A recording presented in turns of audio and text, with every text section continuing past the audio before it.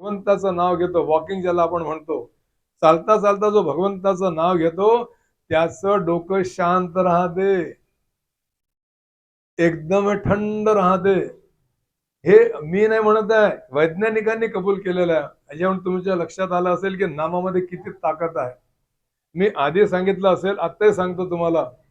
विठ्ठल हे जे नाव आहे, डबल ठ जिथं आलेलं आहे, अहो तुमच्या हार्टचे ब्लॉकेज, आता आपण प्रत्येक जण थोडी ईसीजी काढण्यासाठी जाणार आहोत हॉस्पिटलमध्ये, मला हार्टचा प्रॉब्लेम आहे की नाही, आहे ते आहे. तर हार्ट मध्ये जे ब्लॉकेज आहे तुमचे ते दूर होतात तो विठ्ठल म्हटल्यामुळे. पुन्हा काय पाहिजे, देवाचं नावही निघत आहे आणि हार्ट अटॅक येण्याची संभावना नाही. बघा, विठ्ठल विठ्ठल विठ्ठल विठ्ठल चालले, ब्लॉकेज दूर होत आहे, हार्ट अटॅक येण्याची संभावना नाही. आता पुन्हा काय पाहिजे, लवकर उठायची सवय लावा, पतंजलीमध्ये या ठिकाणी योगासन शिका, फालतूच्या बिमाऱ्या होणार नाही आणि आपण आनंदी राहू. या शरीराला खूप सांभाळून ठेवा, कारण म्हातारा झाल्यानंतर हे शरीरच आपल्याला साथ देणार आहे, दुसरं कोणीच साथ देत नाही. ज्याचं त्यालाच भोगावं लागतं, ज्याचे कष्ट त्यालाच सहन करावं लागतात. जो आयसीयू मध्ये भरती आहे, दुनियाभरच्या सुया ज्याला टोचलेल्या आहे, ती तुमची किती आवडती बायको असू द्या, तो तुमचा किती आवडता नवरा असू द्या, ते त्यालाच सहन करायचं आहे. तुम्ही फक्त बाहेरून काचेच्या कॅबिनच्या बाहेर डोळे वटारून टुकुर टुकुर पाहू शकता, बाकी तुम्ही काहीच करू शकत नाही. म्हणून या शरीराला सांभाळा, या मनाला सांभाळा, नामस्मरण करत जा आणि आनंदाने जगा. चेहरा हासरा ठेवा, उदास राहू नका, दुनियाभर जर टेन्शन डोक्यावर घेऊ नका.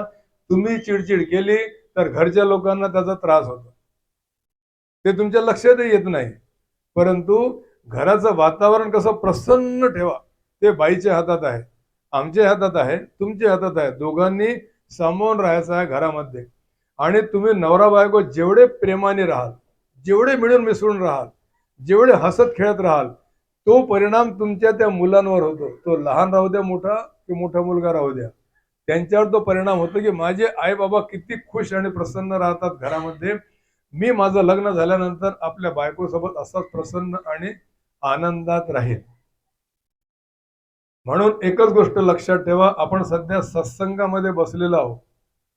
सतसंग, सत म्हणजे भगवंत, संग म्हणजे सोबत, आपण परमेश्वरासोबत बसलेले आहोत. या चांगल्या गोष्टी तुम्हाला याच ठिकाणी शिकायला मिळतील. तुमच्या मुलांना शिकवा की आरती कशी करायची असते, प्रदक्षिणा कशी घालायची असते, प्रत्येक गोष्ट त्यांना शिकवा. कर्पूर गौरम पासून तर शेवटपर्यंत पूर्ण पाठ झाला पाहिजे.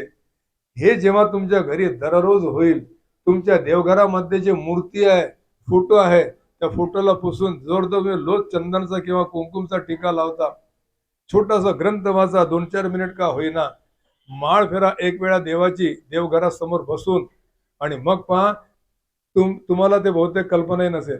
अहो, घरामध्ये वास्तुदोष कशाला म्हणतात माहित आहे? जे आपलं घर आहे, जे कमरा आहे तुमचा, त्याच्यामध्ये हवा आहे, ती तरंग ज्याला म्हणतो, त्याच्यामध्ये दोष असतो. ते आपल्याला कळतही नाही, दिसतही नाही. जेव्हा तुम्ही हे सर्व काय करता, धूप गोबरी जळवली, त्याच्यावर गुगुळ नार टाकला, ते पूर्ण घरामध्ये धूर तुम्ही केला, होम हवन घरामध्ये झालं, ते पूर्ण गेलं, अरे ते सर्व पळून जातात, काहीच राहत नाही. याच्यामध्ये इतकी ताकद आहे. जे तुम्ही भगवंताचं नाव घेता, एकदा राम तर म्हणा, जे जगन्नाथ तर म्हणा, काय ताकद आहे तुमच्या घरामध्ये वास्तुदोष राहील म्हणून? काहीच राहणार नाही, सर्वच्या सर्व पळून जातील. आणि घरामध्ये आपोआप, त्याला इंग्लिशमध्ये काय म्हणतात, पॉझिटिव्हिटी, म्हणजे सकारात्मक विचार आपोआप तुमच्या डोक्यामध्ये येतील आणि आनंदात राहाल. पैशामुळे सुख मिळू शकते, आनंद मिळू शकत नाही. आनंद तर तुम्हाला पाहिजे असेल तर इथं यावं लागेल आणि तुम्ही आनंदाने याल आणि तुम्हाला मी परमानंद देईल. परमानंद म्हणजे महाराजांच्या चरणी जो आनंद मिळतो त्याला म्हणतात परमानंद. तो चिरकाळ टिकणारा आहे. असं नाही की आता मी तुम्हाला आनंद दिला, तुम्ही घरी गेले, तो गेला, तसं नाही. मरेपर्यंत टिकणारा आनंद जर तुम्हाला पाहिजे असेल तर तो फक्त भगवंताच्या चरणी, महाराजांच्या चरणी मिळू शकतो, दुसरी कोणत्याच जागी मिळू शकत नाही. आणि त्याच्यासाठी पुन्हा आपण तिथंच परत आलो. त्याच्यासाठी आपल्याला देवाचं नाव घ्यावं लागेल. कोणतंही नाव घ्या. रामकृष्ण हरी म्हणा, जय जगन्नाथ म्हणा, जय मातादी म्हणा, राधे राधे म्हणा, जय श्रीकृष्ण म्हणा, जय श्रीराम म्हणा. तुम्हाला जे नाव आवडते ते नाव घ्या. सगळ्या नावांमध्ये इतकी ताकद आहे की ते तुमचे सर्व वास्तु दोष, घरचे दोष, तुमच्या आतमधील दोष सर्व सर्व सर्व काढून टाकेल. आणि तुम्हाला परिवर्तन वाटेल की आधी मी कशी होती, आता मी कशी झालेली आहे. ते तुमच्या स्वतःच्याच लक्षात येईल. कोणाला काही सांगायची गरज नाही. म्हणून एकच गोष्ट लक्षात ठेवा की सत्संगामध्ये हेच चला. बोला जय जगन्नाथ. खूप आवाज कमी आला हो. थोडा हसरा चेहरा करून म्हणा जय जगन्नाथ. हसत राहा, दात दिसू द्या, काही होत नाही. आणि